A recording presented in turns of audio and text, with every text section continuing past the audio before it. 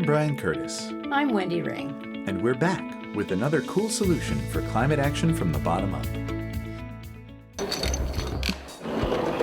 It worked for 2 months, and then it just stopped. We've got a broken wire. Solder that back together, we should be in business. And I'm elated. You can feel the compressors trying to compress. We fixed it! This is a repair cafe, a place where people bring stuff that doesn't work, and volunteers fix it for free. On our last episode, we met Carla Bruni, a historic preservationist helping to decarbonize low-income homes in Chicago. And we discovered that she's also the co-founder of one of the first and longest-running repair cafes in the U.S. For Carla, it started with the question: why don't people want to live in old buildings? It's not like they're just like old buildings are evil. There's got to be real reasons, because everybody romanticizes them, but there's this idea of newer is better. And what is that? So I was already really chewing on that, trying to figure out how to sort of crack this code. And I read an article about a woman in Amsterdam who started these repair cafes. Buildings are expensive to repair. They're hard to maintain. There's a lot that goes wrong with them. They need a lot of work. And we don't even know how to use drills anymore. We're not trained on how to maintain things. But beyond that, there's just this ethos of newer is better. Just buy a new one, just buy a new one, just buy a new one. You know, we talk about recycling, we talk about repurposing. No one was talking about repairing. Repurposing is great and all, but what's irritating to me is you have a toaster. Toaster doesn't work anymore. There's 300 different little components, literally sometimes, within the very simple toaster. And so people, it's well, you could repurpose it and make it into a flower pot. My hand could be a flower pot. It's ridiculous. A cup could be, there's 300 components to this thing that's come from 14 different countries around the world. And one of them's not working, and you want to throw all of it away. It's insane. We have to actually start looking at repair again and trying to embrace that. And instead of starting with a Queen Anne, let's start with a toaster and show that we can fix it and prove that not everything needs to be replaced. The repair cafe, called Community Glue, started with two people. Me and my friend Allie. Allie owned an actual cafe that they used to host the first event. We had no idea what we were doing, but I started making flyers and just putting them up, and people just saw the flyers and they were like, we want to come and help repair things. We got a ton of press, and then everybody wanted to be a part of it. The monthly 3-hour events have 8 to 12 volunteer fixers. Most of them are not professional anything in that realm. They just are people who like to tinker. The group now is a couple editors, people who run nonprofits. We have 2 subatomic physicists. We have a pilot. It's so random. We're does anyone want to bring a plane in this month? And the cool thing is none of us really knew each other before. We've all become friends. We hang out even after we run the clinic, and we'll get a drink at this local cafe bar and hang out even more because we just like each other so much. Just a bunch of curious people who like to solve problems together. We've moved around. We were at the cafe. We were at a theater space, which was kind of hilarious because there was a different set every month when we went in. We do this once a month for 3 hours. So it would be grandma's living room, and then it would be some urban scene with graffiti everywhere the next month. We need electricity, tables and chairs, and we need good lighting. People bring all kinds of stuff. If you can wheel it through a door, it's lamps are the number one. Everybody has a broken lamp, apparently. All kinds of appliances. We have a sewist faction. We have 4 or 5 sewists. Seamstress is out, by the way. You say sewist now. They use so much work in all kinds of visible men's, which is really fun. So if you're darning a sock and you want bright colors, or even a shirt, I have sweaters that have these bright patches on them, and they're so beautiful. We do insist that people wash, especially their pants, before we will work on them. A lot of crotch repairs. That's probably the number one sewing fix. Carla's kind of the ringleader. I direct people on where to go based on what's broken and who's open at the time, because I know the skill sets of all the volunteers. And I'm kind of cracking the whip as softly as I can because I love them all and they're all volunteers, but just kind of all right, is anyone going to be open soon for this blender? When COVID started, instead of staying to watch, they had people drop their items off. In theory, we're everyone will learn along with the repair.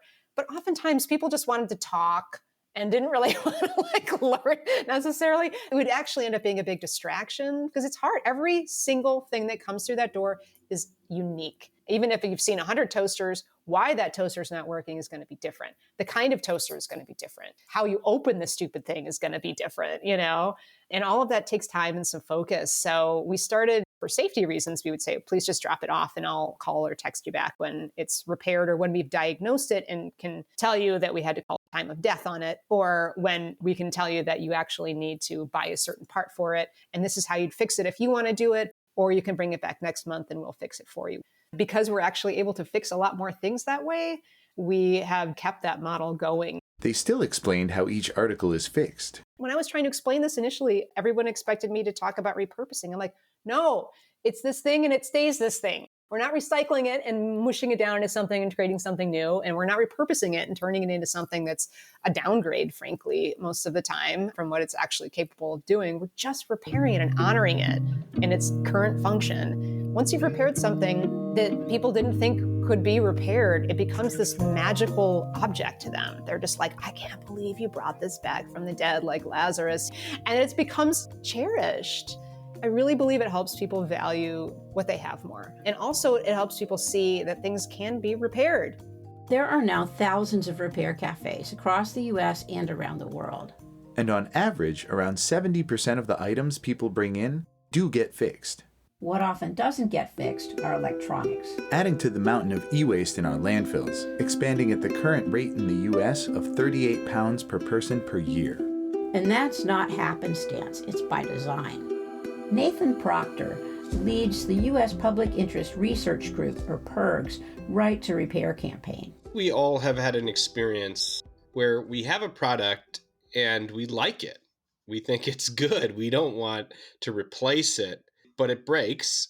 And then you take it to get fixed and you find out that the company that makes it is the only one that can provide you repairs. And they want to charge you an arm and a leg just to get the product to work again. And the whole time they're upselling you to the newest version, which you don't want. Now you have to get a new iPhone every 2 years. Why? It makes sense for Apple, but it doesn't make sense for the rest of us. That ought to be against the law. It used to be. There's always been an understanding that manufacturers have some incentive to try to tie the service of a product to the sale of a product. And that's generally seen as harmful to competition. There's right to repair provisions in many, many laws, but this all got screwed up over the last 30 years because of the increasing amount of software in products and the reliance on the internet as a part of the everyday functioning of a product. All code can be copyrighted and therefore the proprietary intellectual property of somebody.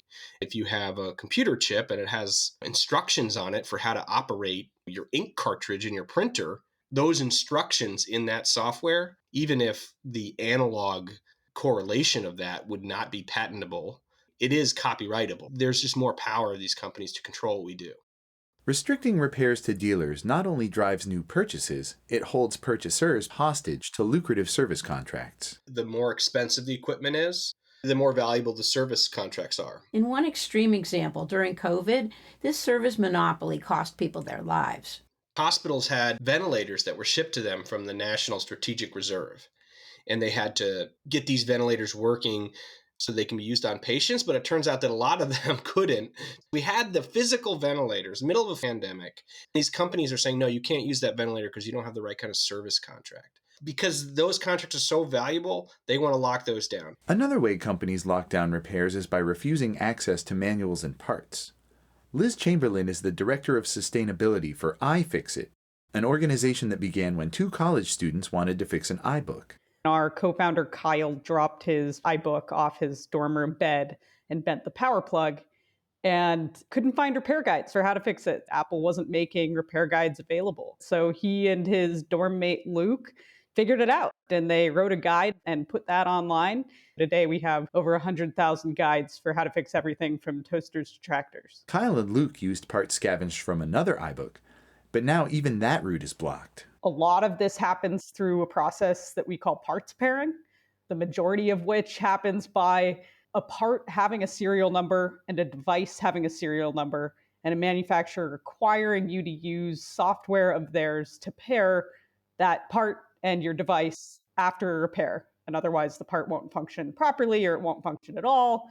The biggest offender in this space is Apple. More and more parts in the iPhone are serialized, but it's something that we see happening in everything from chainsaws to tractors to dishwashers, all over the place. That's why U.S. PERG and iFixIt are working with groups in 28 states to pass laws that restore the right to repair. The goal of right to repair legislation is to make it so that anyone who does want to fix things themselves can get the information, parts, and tools that they need to make it happen, and that they won't be blocked by software limitations or proprietary screws or other means that manufacturers use to keep people from getting into their stuff. That sounds like a worthy goal.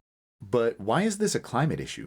Because while we're busy obsessing about leaving our phone chargers plugged in and turning off our computers, 80% of the greenhouse gas emissions from these devices enters the atmosphere before we even take them out of the box. It's what's called embodied carbon. This month saw a major victory on the right to repair front in Minnesota, when a coalition of grassroots groups and independent repair shops took on major manufacturers and won, gaining passage of the broadest right to repair law in the country. One coalition member is a Minneapolis nonprofit called Repowered that recycles and refurbishes electronics. Maria Jensen is their advocacy manager. Originally, I'm from Cannon Falls, a small town in southern Minnesota. My whole family, we're avid outdoors people, and clean water is extremely important to us. Maria became an activist in high school. I was involved in campaigns around saving the boundary waters from copper sulfide mining. Such a key part of the solution is recovering these metals in a way that is circular and doesn't require extraction. That's what attracted Maria to Repowered. We are a social enterprise, and we do work readiness training for people who have experienced incarceration. Repower repairs all kinds of electronics. Laptops and cell phones, computer monitors, desktop computers, survey equipment, gaming consoles, anything that we can keep out of the recycling stream and put back on the market. We have 2 physical stores where anyone from the community can come and buy, and we sell on eBay and Shopify. We process 3 million pounds of electronics every year. To tell a story of Minnesota's digital fair repair bill, we have to go back 9 years, to pre-Maria times, when the organization was called Tech Dump, and Amanda LaGrange was its CEO. One thing hasn't changed since then. Only 10% of the electronics that come into Repowered can be repaired. The other 90% get recycled, largely due to lack of parts. For example, a flat screen TV comes in, it's not working, but it's only a year old. Because we couldn't access whatever part was needed, it had to be recycled rather than repaired and resold. We would sometimes see huge amounts of Chromebooks, huge amounts of iPads and iPhones. All going to recycling for lack of parts. You can go to Napa Auto Parts, you can go to O'Reilly, you can also buy dealership OEM part. That's not the case within the electronics world.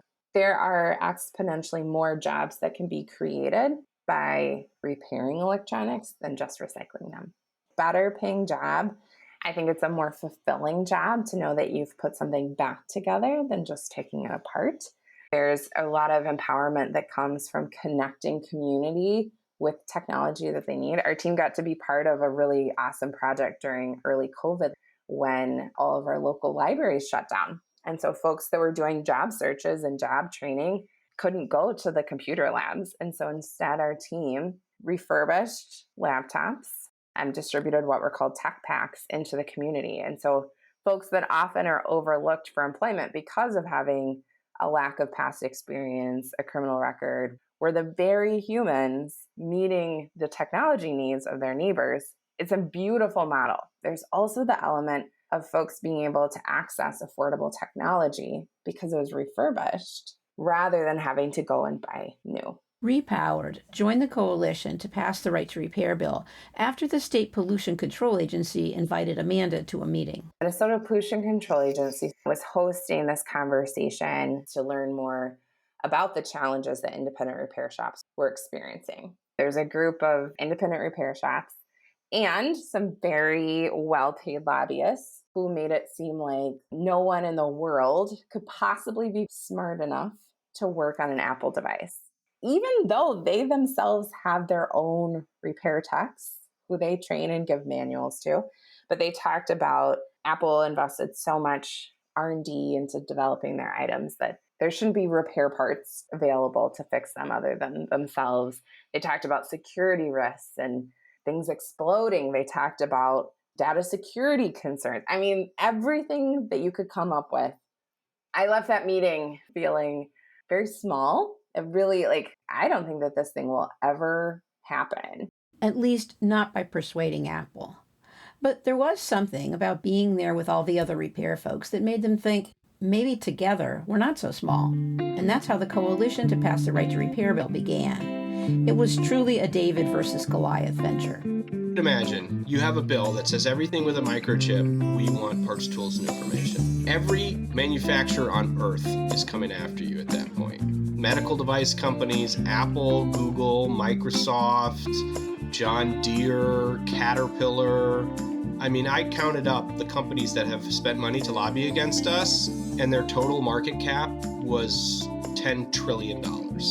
Farm equipment was an important part of the legislation. Modern tractors, combines, sprayers, and planters are equipped for precision agriculture with as many as 125 sensors. Tim Velde is a member of the Minnesota Farmers Union. One little error code can stop your whole operation. You need access to the software to find out what the problem is. Once you've gone in and repaired it, you have to reboot the system. And you can only do that if you have access to the software. This spring, the tractor all of a sudden wouldn't run full speed. It flashed a code. I had to get a hold of the dealer, and they had to come out and reset it. I live between small communities here. One is 3 miles, one's about 5 miles, another one's 6 miles the other direction. Each one of those had a little repair shop that did repairs on equipment years ago, and all three of them have nothing now. It took 4 hours for someone from the dealer to come to the farm. When I said that didn't seem so bad, Tim schooled me on Minnesota farming. In this part of the country, upper Midwest here, your window for planting is very limited. May is one of the wettest months. It has to be dry in the field for you to go, and a rain shower comes up and it shuts you down. You can't do anything for 2 days till it dries up again. So there are times when just a few hours can make a difference in finishing planting a field or finishing harvesting a field. So time is one of the most valuable commodities we have out here. Amanda had never tried to get a bill passed. I had never been involved with legislation at all. The first time that I testified at the Capitol, and I truly did watch Schoolhouse Rock, how a bill becomes a law the night before to get pumped up. Corporate lobbyists made dire predictions, like right to repair would lead to exploding cell phones and farmers becoming hackers. And then it died. And I left feeling so defeated. I come from a family of farmers. My last name literally means the barn or the greenery. And I kept thinking about my granddad, LaGrange, being called a hacker, which is the most hilarious. The man barely ever used a cell phone before he passed away. He never owned a computer. He never had an email account. Completely new machine with attachments, like $1.5 million. Boy, I wouldn't want to be the guy that voids the warranty on something that expensive. It turned out that the Schoolhouse Rock version of democracy left a few things out. No one will ever quite know the amount of money that was spent by Apple, John Deere. And somebody said to me, bills don't actually get passed during the session. You have to start in the summer and have these conversations. So then once the session starts, people already know who you are and what the bill is. The rules that no one knows unless you're in it. So year after year, they met with committee members, but the bill never progressed to a floor vote. And what began as a nonpartisan bill with Democratic and Republican authors fell victim to political polarization. The number of meetings with especially Republicans that I know took the meeting to satisfy a favor to someone. They had no intention of ever voting for this bill, of ever agreeing to it. Did we convert any of those people publicly? No. Even if somebody agreed with a bill, it was almost always just down party lines. That's where things got to. There were still Democrats that were not supportive of right to repair. There are a lot of representatives of mining communities who were worried. There were a lot of labor groups. that were worried. It might get a committee hearing 1 year in the House, and it might get a committee hearing 1 year in the Senate. But it was always held back in one or the other. Still, every year somebody new joined the mix. So I remember feeling just a ton of support when Nathan and his team started providing resources. That was huge. We've built this network of local repair shops who could talk to their local television stations and local NPR stations and local newspapers. And we've got thousands and thousands of these stories. Everybody was utilizing their newsletters and their social media. Lots of storytelling, whatever the medium. I remember speaking at this random bar. It was like geek out night or something. And everybody got 5 minutes to share about something that was kind of geeky that they went deep on. And so I told the story of a friend of mine that had just bought a brand new iPhone, hadn't bought insurance on it, and broke the screen a week later. And how ridiculous it was that even though he had bought this item, he couldn't repair it anywhere else other than Apple for a lot of money. I mean, it's real, right? How many people listening to this have a broken screen on their phone right now, or a laptop sitting in a corner that isn't working quite right, but they're not going to pay the big dollars to go get it fixed. It's a very relatable issue. The hashtag right to repair was growing in popularity. Vehicle manufacturers formed their own coalition called Repairs Done Right and tried to mobilize their dealers in a PR counteroffensive. But the word was out. The next year, when right to repair advocates met with legislators, they heard, "Oh yeah, I've heard from my constituents about this." But that still didn't win enough votes. We learned the rules, and even knowing the rules, we couldn't get it done.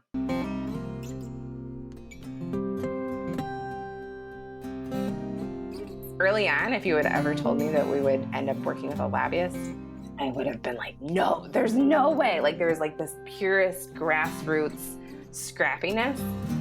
We need somebody that can play the ball game with these folks, because Apple and John Deere will outspend and out talking point us till no end. And if this is the system that we're in, we will navigate in this system while we also try to change the system. So they raised the money to hire their own lobbyist. Everybody was chipping in. And by everybody, I mean both nationally and globally, people were chipping in, sometimes probably just a few bucks to say this should be a thing. Last year, the bill made it to the House floor. That was the farthest it had ever made it, and then it died. At the end of last year's session, felt like, all right, we're just gonna keep chipping away, and one day, something's gonna happen. Amanda moved on to another job, and Repower advanced its next generation of advocates. Here's Maria again. I would say our organization is full of a lot of kind of shy people. We're not great public speakers. We're not big shots. So being asked to talk in front of the legislature is a big deal for anybody in our organization. Chris Olson, Repower's repair manager, was tapped to do the talking. I didn't really understand what that would entail. I knew that I'd be part of something really important. Usually we wear jeans and a t-shirt and boots in the warehouse. They spiffed up to go to the Capitol. Make sure my shirt has a collar and it buttons up, and won't call it good. We were both kind of nervous. Chris says nervous was an understatement. I was a bit terrified. Our PBS stations out here shows a lot of the different hearings, so I kind of recognized this room from one of those, the curved table and all the folks with their name placard. That recognition led to another realization. It's on live television. Oh, yeah. I was shaking quite a bit, but I had my notes and I just made sure to look them in the eye and make sure they knew I was talking to them. I wasn't just there to read off a piece of paper. Then all the lobbyists came. Polaris, the Trade Association for the Wireless Communications Industry, the Association of Home Appliance Manufacturers, Technology Trade Association, the Entertainment Software Association, the Repair Done Right Coalition. They were up to their usual fear tactics. Using the term fly by night, trying to make it sound like all independent repair shops are stealing people's data or doing bad practices. But this time it didn't work.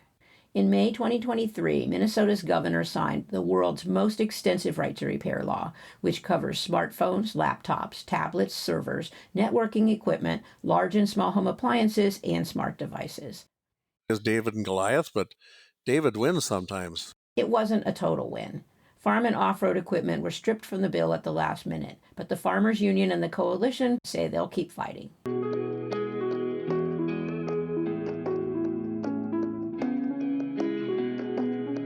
When I think about how did we go from that first meeting to it finally passing, it was bringing together incredibly city-based computer repair folks with wonderful humans that care about combines out in the middle of nowhere in Minnesota, and having some really important and unique coalitions of humans that might have never met other than this bill. I underestimated how big of an impact that this bill had on the world. For me, it was just about repowered, and eventually it then grew to okay, this could be really great for some bigger things, but it definitely never felt like something that could benefit the entire world, literally every human that buys electronics, and I kind of think that's what we did. In the process, some of the change makers were changed.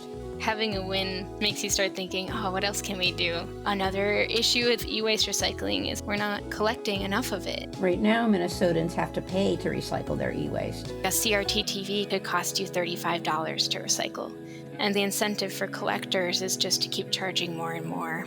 It kind of sparked an idea, why not change the system? Maria wrote her own bill. This bill would change that so that it's universal free recycling, and the collectors, in order to make more money, they need to collect more electronics. It's also really important for everybody who's celebrating right to repair to realize that people need to buy refurbished electronics to make this work. And so it's important that when I say you can buy a refurbished TV, that you're not like, I'll just wait till Black Friday and buy it. Nope, it all takes all of us. So let's step up and buy the refurbished stuff. Maria can testify that refurbished phones work fine.